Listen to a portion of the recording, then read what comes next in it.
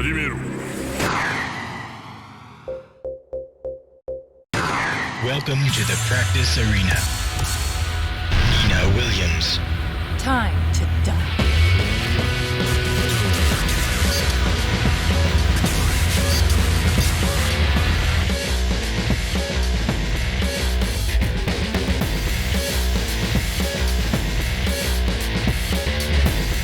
Fighting games are hard. There's no sugarcoating it. While attempts have been made by the developers to lower the entry barrier and encourage newcomers into fighting games, most people fall off quite early on when they reach a metaphorical wall. It's easy to get deterred from fighting games and frustrated when things don't go your way. It's easy to blame the balance of the game, your opponent spamming, or just losing due to bad luck. However, if you give yourself some time to cool down, you'll often come to the conclusion that there's more to it than that, and the deeper you get into the psychology of the game, the more you can confirm that perhaps you just need to get good. While some players may be inherently better than others, may learn quicker, or may just pick up on and improve in areas more key to winning in a beginner to intermediate level, the bottom line is that everyone needs to practice to improve. We've all heard the term practice makes perfect, but I want to challenge you to rethink this and consider that perfect practice makes perfect.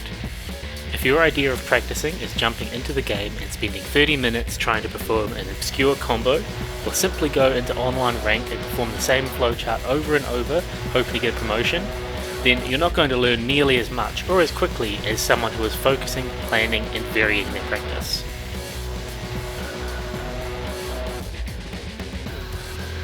This video is designed to provide a suggested framework to help you complete a regular practice routine that will last roughly 30 minutes. I will be doing this alongside the video so you can see a sample. Although you can shrink or extend the time in different areas as they appear more meaningful to your growth. While we'll be focusing on using Nina, much of the practice can be applied to any character. I'll also take this opportunity to suggest that it's good to find yourself a rival or regular training opponent who is around your skill level. This will help you to 1. Measure your improvement periodically, 2. Identify key areas you need to improve on, and 3. Make the process much more fun. Anyway, let's begin.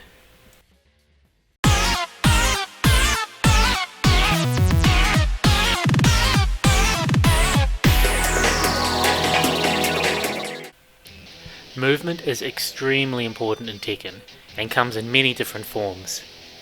There are some unique movement options for characters, but the bulk of what needs to be practiced is universal. Pick one type of movement you want to practice for 5 minutes, and be sure to rotate to do it on both sides of the screen. Also, keep in mind that doing a movement in neutral may feel different than doing it out of hit stun or block stun. So use practice options to your advantage to practice this.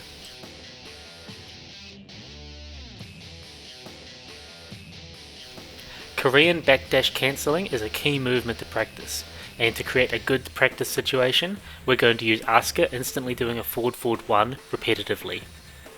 Your goal is to do 3 Korean backdashes within the gap and try to escape the next forward 1. The gap you have between the move is a way that you can progress this, making it shorter and shorter.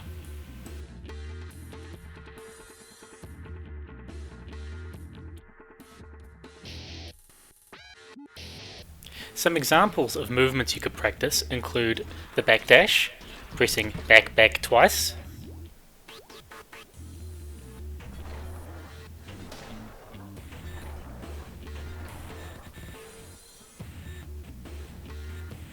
the backdash cancel by doing a backdash into any other button. Generally a sidestep is used. You could also cancel this into an attack or a special motion as well. The Korean backdash cancel, which is the one that I am practicing, which is a backdash cancelled with a down back and then a back again. Look at the gap I've done to suggest how to perform this. Practicing the sidestep by tapping up or down. This is a common tool used in 3D games, of course. performing a side walk by tapping a direction up or down and then pressing the button again and holding it.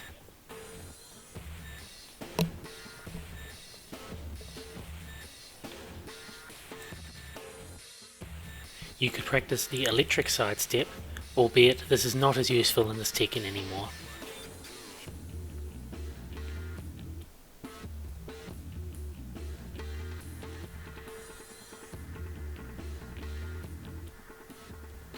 And of course, don't forget to practice the different wake-up options you can do.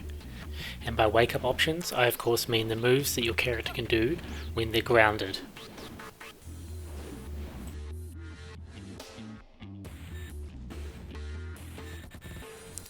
We're coming up to 3 minutes into this first section now, so if you haven't been practicing on the other side yet, now's a good time to swap.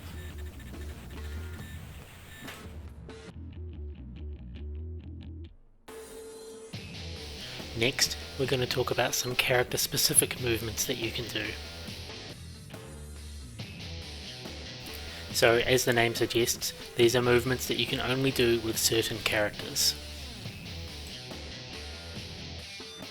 The wave dash is the process of linking multiple crouch dashes together quickly. This is well known to be associated with Mishima characters and can be performed by Jin, Devil Jin, Kazuya, Heihachi, Bob, Warong, Armor King, and with a much harder input, King.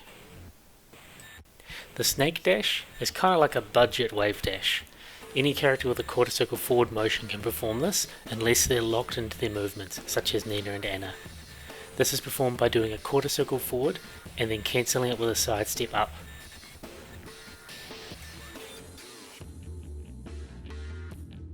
The Hayashida step is the process of linking multiple back sways together, so technically it can be done by Nina, Paul or Brian.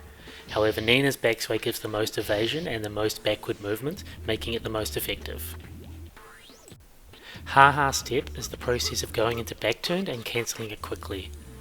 Lei is the only character that can perform this to create distance in an effective manner. As we come to the end of the movement section, try to think about how these movements can actually be applied into your gameplay. What benefit are you going to have from backdashing? What benefit are you going to have from performing a wave dash? Make sure that it's something that will actually help your game overall.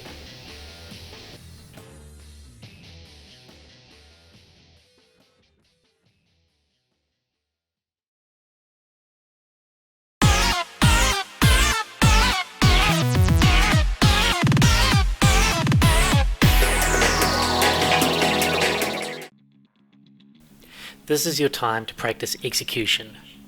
For technical execution, this doesn't necessarily have to be performing taunt jet uppers with Brian or fluttering butterflies with Nina, but this is a time to do so if you think it will help. This could be practicing crouch cancelling, hit confirming, or challenging inputs over and over again. With Nina, you could try hit confirming back 3-4, or as I've decided in this video, doing side step 1 cancels into various moves, starting with something slower like down forward 1+2, then progressing to something like back 3, and then eventually trying to get down back 3 or down 2, and make sure the practice mode registers it as a combo. Speaking of combos, while combos and juggles do come under the umbrella of execution, we have reserved a section for that next. This is more of a situation to practice those difficult inputs. That could include things like punishment, however. Here are a few examples of things you could practice with different characters.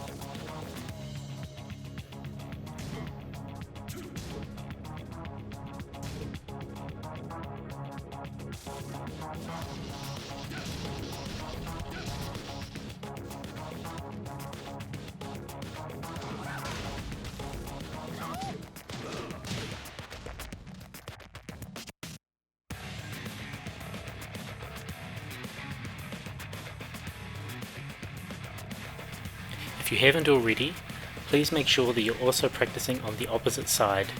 You don't need to balance this equally, but it's a good idea to practice from both sides anyway.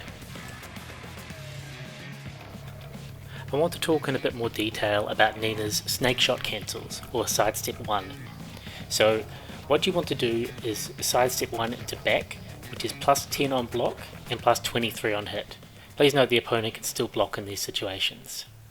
What you do after this is you either press up back or up, and you can cancel the sway to perform a variety of different moves.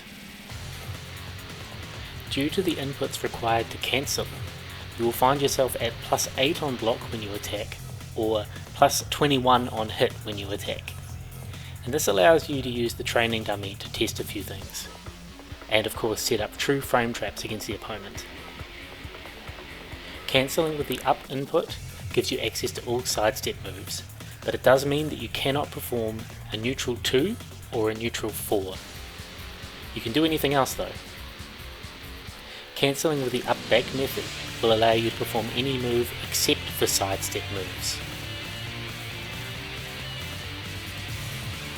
Next, let's talk about Nina's fluttering butterfly, or while standing 1. When performed instantly, or as an instant while standing 1, this becomes a key part of Nina's combo game in Tekken 7. You can perform this with a quarter circle forward, neutral 1.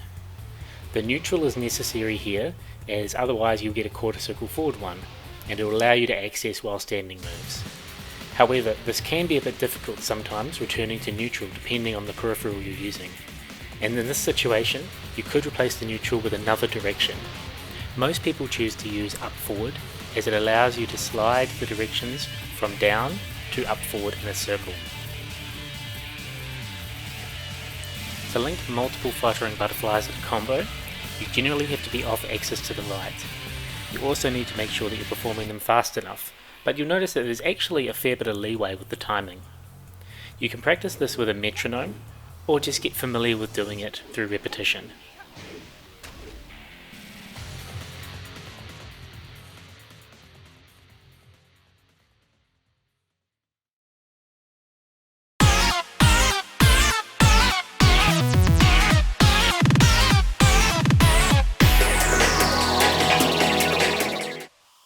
This is your time to practice combos. The combo section is where you work on combos and juggles and get the input patterns ingrained in your muscle memory. Consider it based on what is going to help you grow the most in your current situation. Nina has a lot of variety in her combo routes and many challenging things to practice. For example, her magic 4 combos, sidestep 1 plus 2 combos, quarter circle forward 1 combos, or of course the fluttering butterflies. During this section, I'm demonstrating a number of different combos of variable difficulty that you can perform with Nina with a lot of different launches.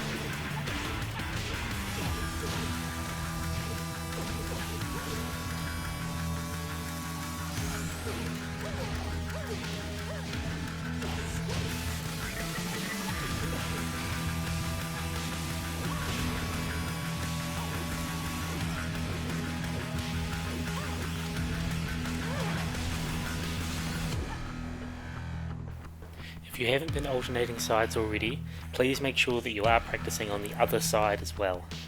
You need to be good at both sides in this game. Use this time to build consistency with your combos and improve your damage output when you're given the opportunity.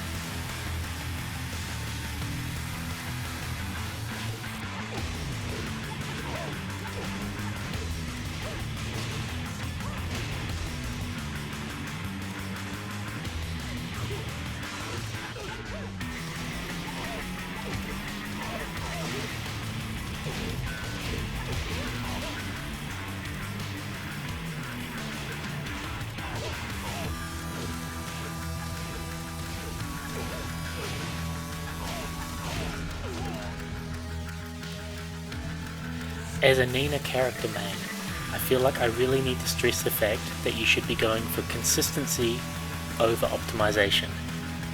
If you are in a match and you drop a combo and you lose, it's probably better that you chose an easier combo to do. When you're practicing with a friend, or if you're in a casual situation, that's the perfect chance in match for you to practice these combos though.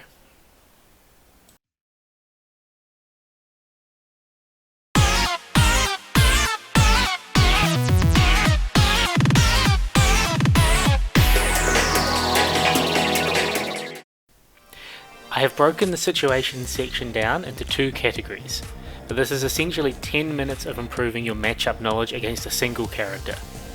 Make sure to cycle through characters on different days, but focus mostly on characters that are giving you a hard time. First off, I want you to create a situation with your own character and see how the opposing character can react. Once you've come up with the situation you want to test, you will record your character doing it and then control the opposing character to figure out their options. This situation can be anything you like: a plus on block move, a move on hit, a certain knockdown, or even a neutral situation. As a common and easily seen situation, I'm going to look at Nina's down forward 1 on hit.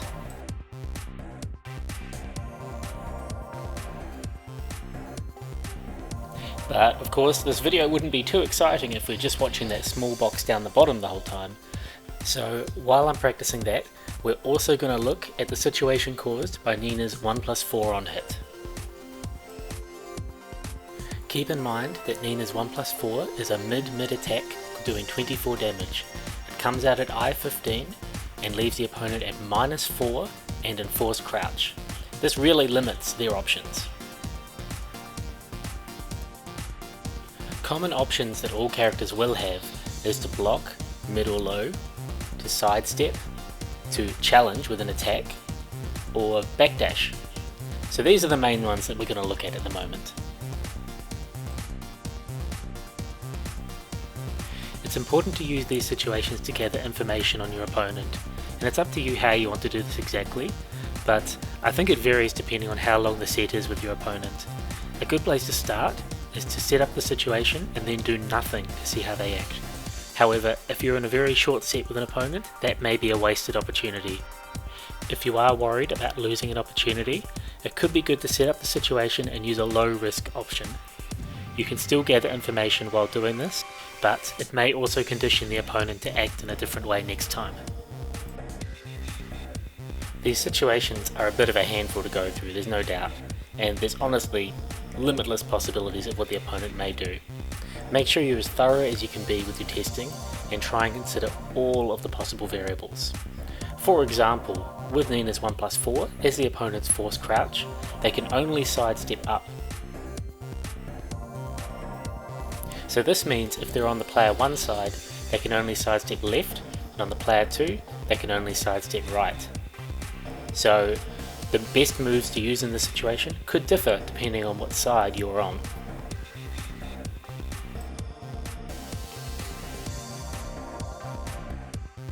Another thing to consider is the spacing or the range, as some moves on block can be harder to punish or give different frame advantage depending on the range that it connects.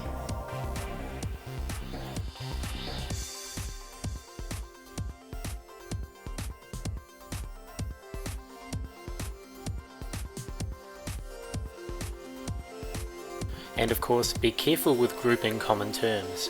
For example, different throws can actually have different tracking and different startup frames.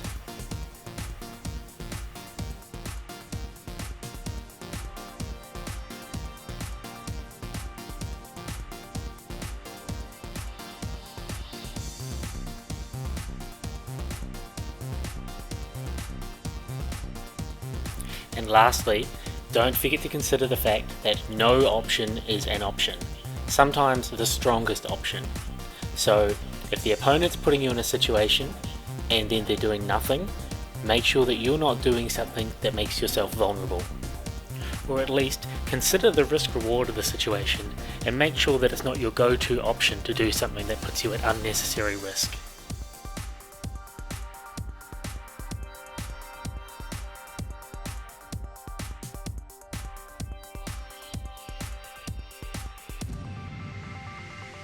As a quick recap of this segment, this is all about looking at your own character's situation, figuring out situations within a match where you can control what happens.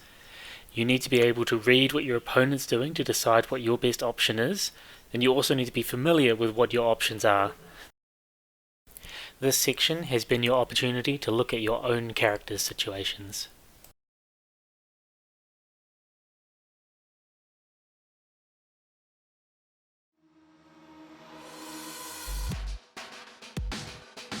The second part of this section is creating a situation with the opposing character and seeing what you can do in that situation. For this part, you want to be controlling your own character and recording the opposing character.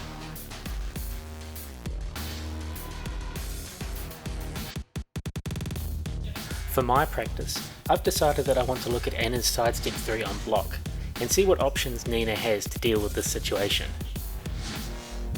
To do this, I have recorded Anna doing sidestep 3 into a number of different options, and then I will cycle step by step through the possible moves or options that Nina could do in this situation.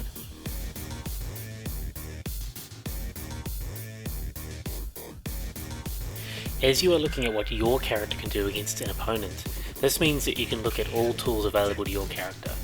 So, for example, Nina may be able to backsway, or she may be able to use her attack reversal to get out of situations where other characters won't.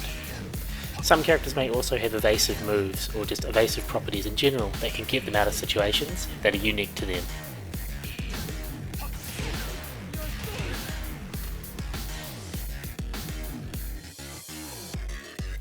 Just like in the other section, I realised that it's not too exciting just to be watching me in the little screen down the bottom. So we're also going to look at Dragunov's while running too, and what we can do in that situation. Back 2 is a common option Dragunov may use here, as it can stop the opponent stepping. For Nina, it would catch her in either direction. Dragunov also has enough frame advantage here that you cannot challenge the situation. But Nina has a few options such as her backsway and attack reversal, which can get her out of this tricky situation.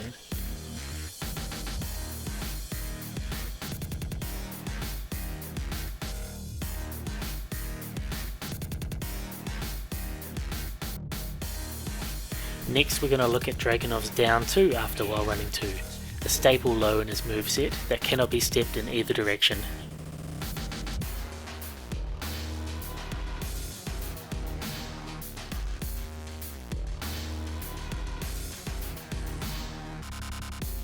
However, we can see that this move is not fast enough to stop you from interrupting it.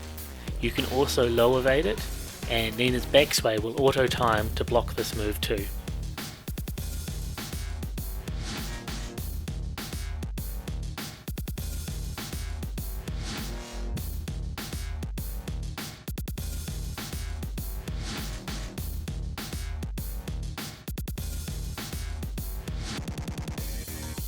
Dragunov's while running 2 into another while running 2 is another common option. This is to maintain the frame advantage and to keep the opponent guessing. This option can be stepped in both directions and it can be interrupted. So this is really against opponents that are trying to do something else, such as an attack reversal or a backsway, in which this will catch.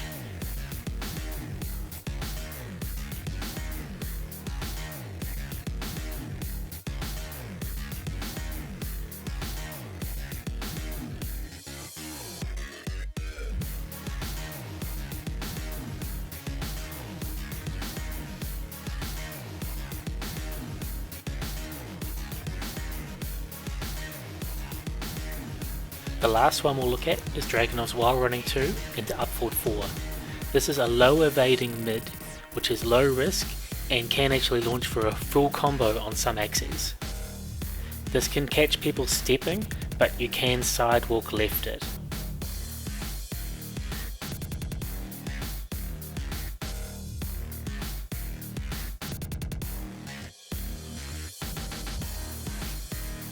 However, Dragunov does not have enough frame advantage to enforce this, and you can challenge it. Likewise, you can reverse it, and Nina can also backsway this situation.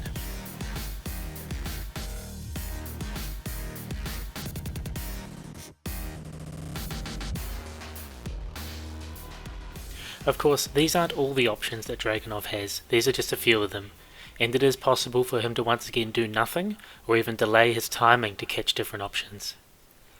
But I mean, it's the same case for you, so Nina doesn't necessarily have to go straight into one of these options. You could even combine these, such as doing a sidestep into a backsway, or a sidestep into an attack.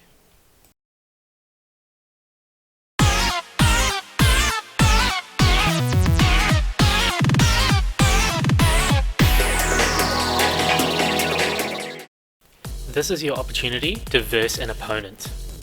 This is of course the core part of playing a fighting game.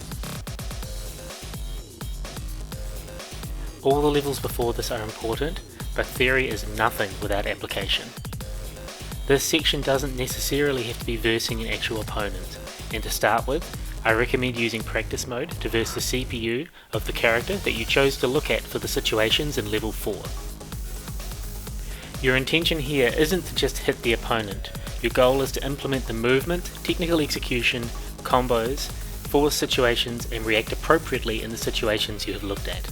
Take everything from level 1 to 4 and throw it together.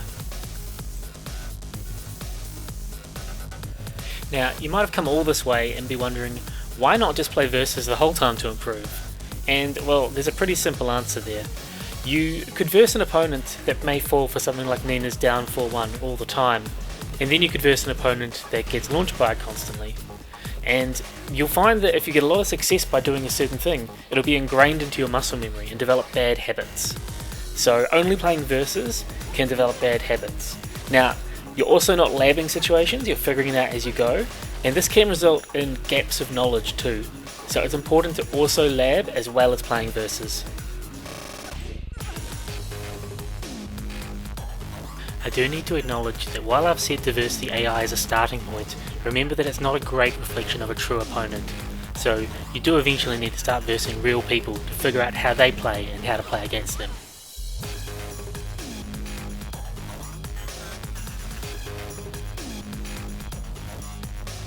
Make sure that you're using execution and movement to maintain the distance that you want for the game plan that you have in mind. This will differ from character to character and opponent to opponent, so find what works for what you want to do.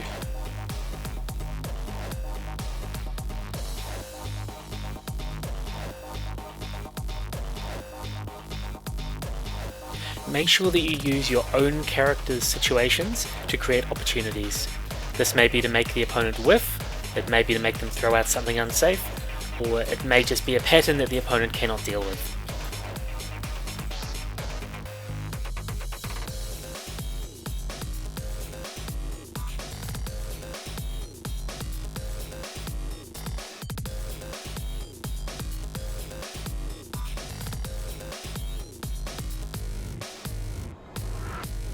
Make sure that you're familiar with the situations and how to capitalize. Use execution to pull off combos to get as much damage as you can, or put you into a favourable position however you may.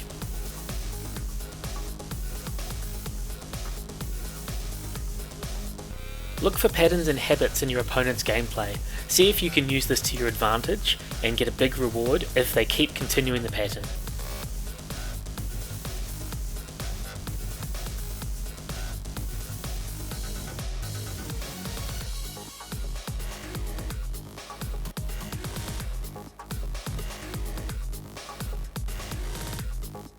As I alluded to earlier, different things work on different people.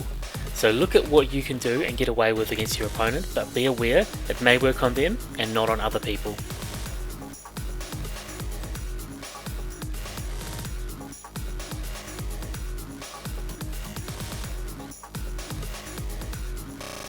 And I mentioned before that there may be gaps in knowledge with only versing opponents, but it's still likely you'll have gaps even if you are labbing all the time. So make sure to take note of these situations and figure out what you could do so it doesn't happen to you again in the future.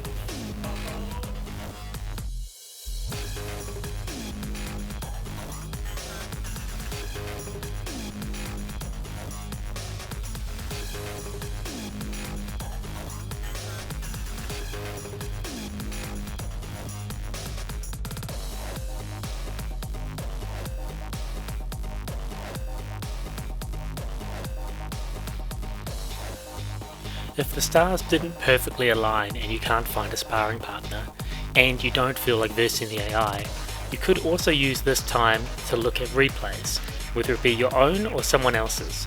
This can give you valuable insight into what you could be doing differently, or what other people are doing that you could take on board for the future.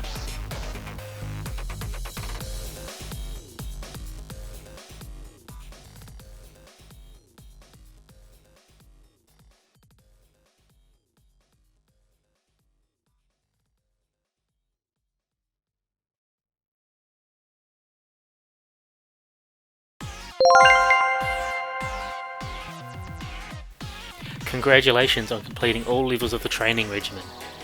It's up to you now to reflect on what you performed today.